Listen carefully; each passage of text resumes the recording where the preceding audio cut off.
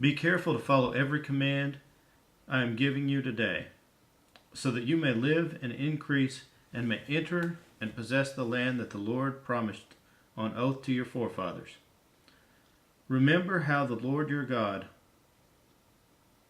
led you all the way in the desert these 40 years, to humble you and to test you in order to know what was in your heart, whether or not you would keep his commands.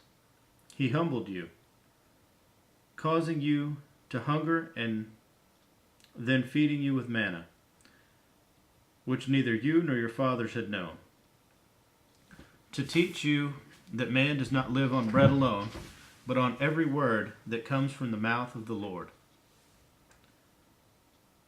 Your clothes did not wear out, and your feet did not swell during these 40 years. Know then in your heart that as a man disciplines his son, so the Lord your God disciplines you. Observe the commands of the Lord your God, walking in his ways and revering him. For the Lord your God is bringing you into a good land, a land with streams and pools of water, with springs flowing in the valleys and hills, a land with wheat and barley, vines and fig trees, pomegranates, olive oil, and honey, a land where bread will not be scarce, and you will lack nothing, a land where the rocks are iron, and you will dig copper out of the hills. When you have eaten and are satisfied, praise the Lord your God for the good land he has given you. Be careful that you do not forget the Lord your God, failing to observe his commands, his laws, and his decrees that I am giving you to this day.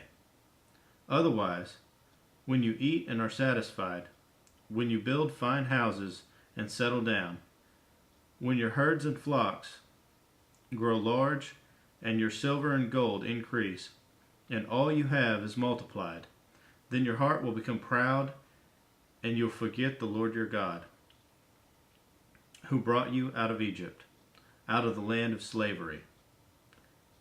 He led you through the vast and dreadful desert, that thirsty and waterless land, with its venomous snakes and scorpions.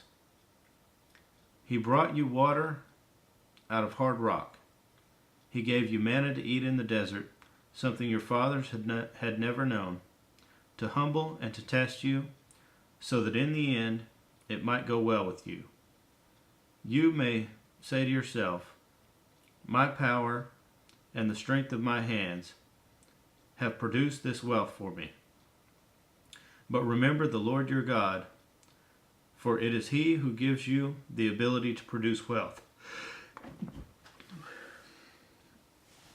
and so confirms his covenant, which he swore to your forefathers, as it is today.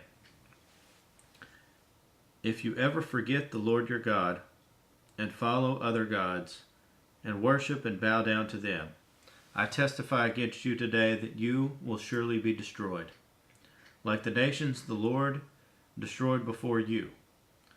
So you will be destroyed for not obeying the Lord your God.